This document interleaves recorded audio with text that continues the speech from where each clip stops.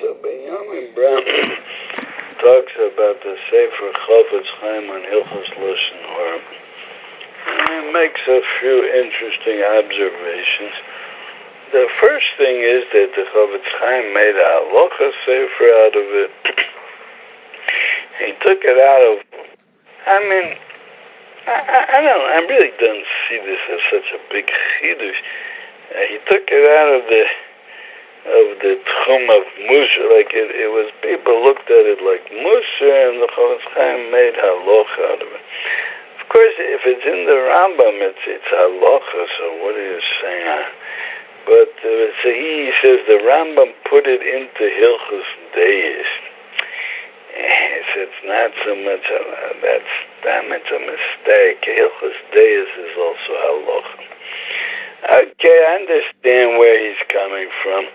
Hilchos Deis talks about midas tovos. There's a whole parak about health over there. There's a parak of how Talmud Chacham should behave, kedei not to be mevazes Torah. It's things about how the people should live together. Okay, so it's a different kind of halachas, but everything is halacha. Okay, so the Chofetz Chaim, but the truth, even without this, Chofetz Chaim definitely made it, drilled it in. He made it much more strong that we can feel that it's halachas that you have to discuss. And the truth is, if you look in the sources of the Chofetz Chaim, there's so much you can talk about it. It's mamish, he made a sugi out of it. I would have said it in that lashon. Until the Chofetz Chaim came, we didn't look at it as a sugya.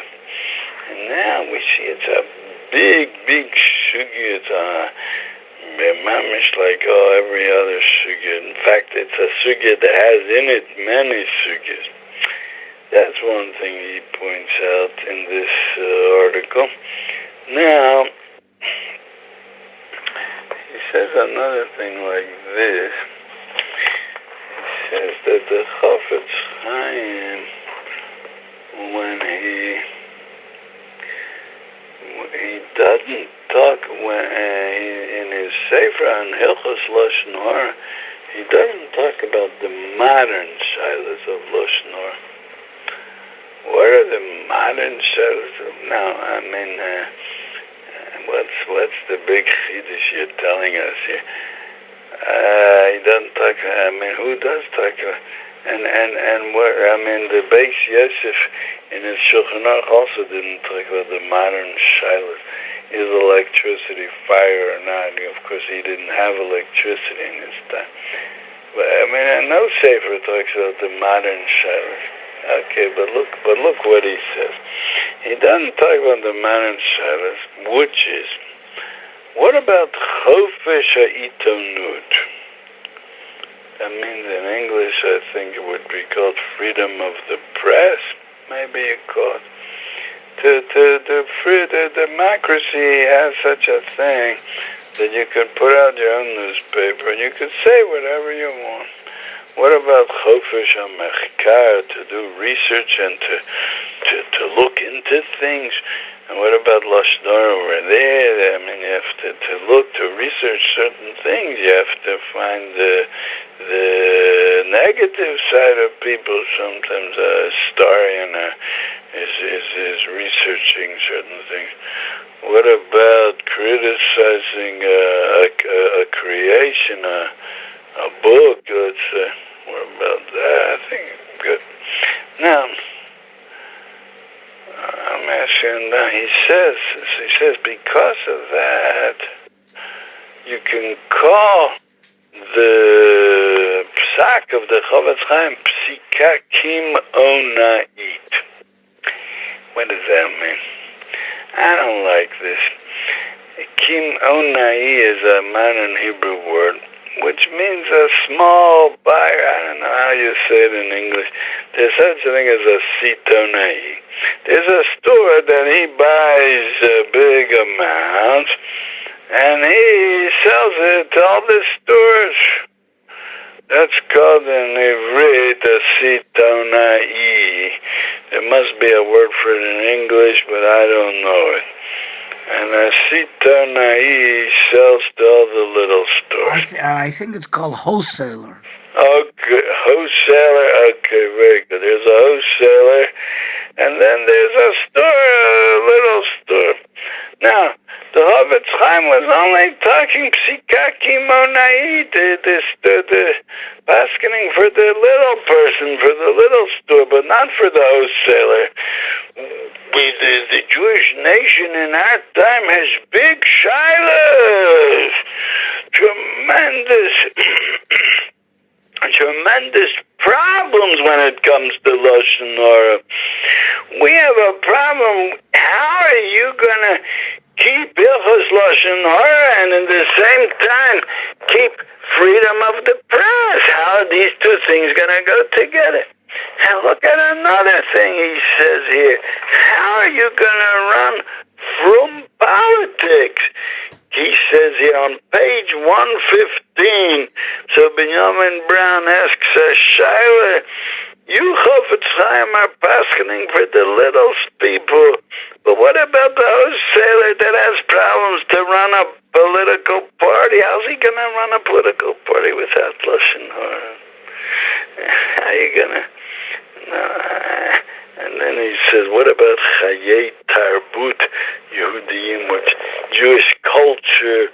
How are you going to have Jewish culture without, what's Jewish?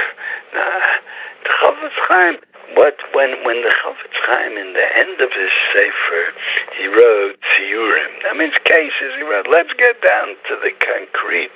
Let's tell a story. Let's make up a story and give examples of how we have to be careful in Lashon Hara. What does he talk about in the examples? One thing is Shidduchim. What you can say, what you can't say. Second thing is business. That one person sells something and the other person comes and says that the other one has better schara. Are you somebody allowed to come back to the first one and tell him, it's so-and-so said that the other one has better schara because that he took away customers from you. So that's the examples the Chofetz Chaim gives.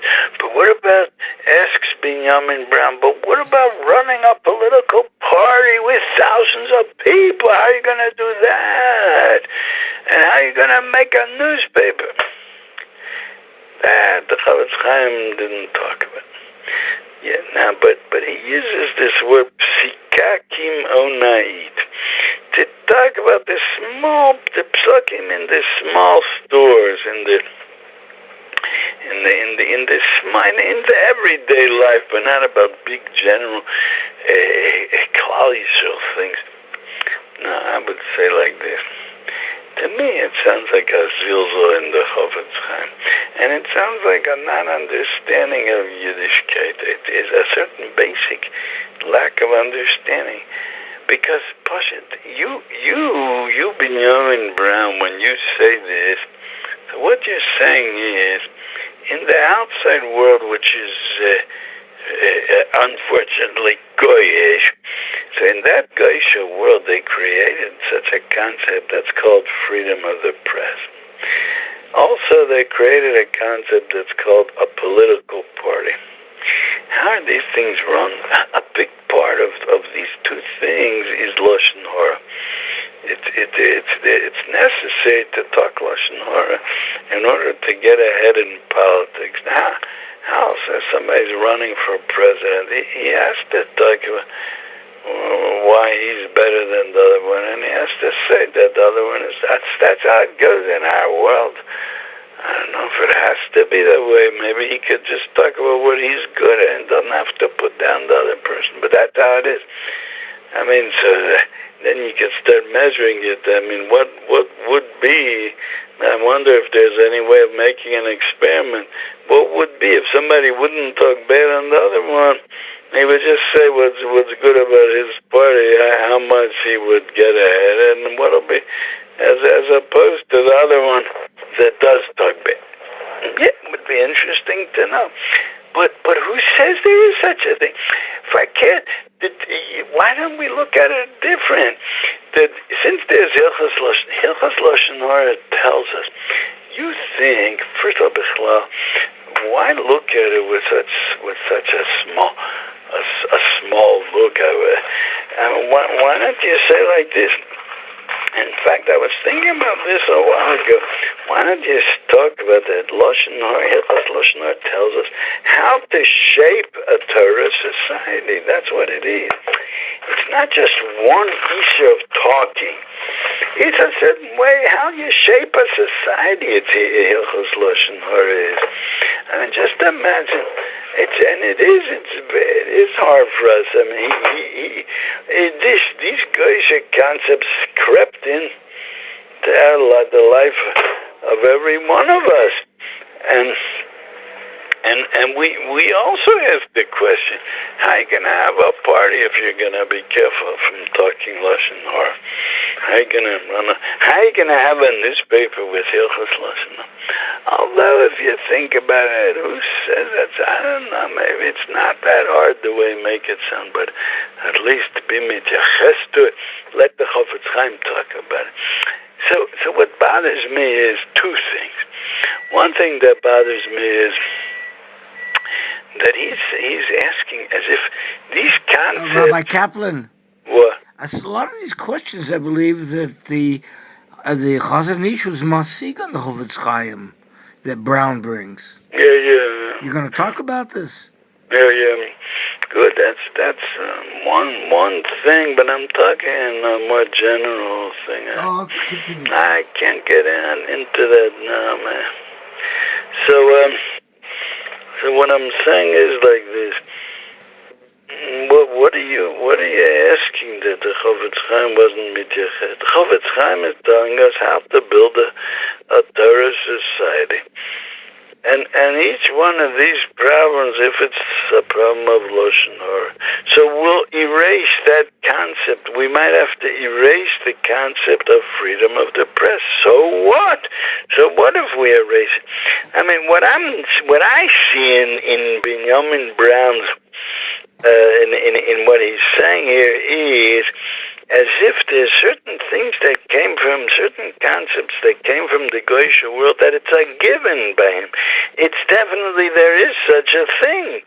And now, how's the Chofetz Chaim gonna be mitmoded with it? How's he gonna, how do you say it? Cope.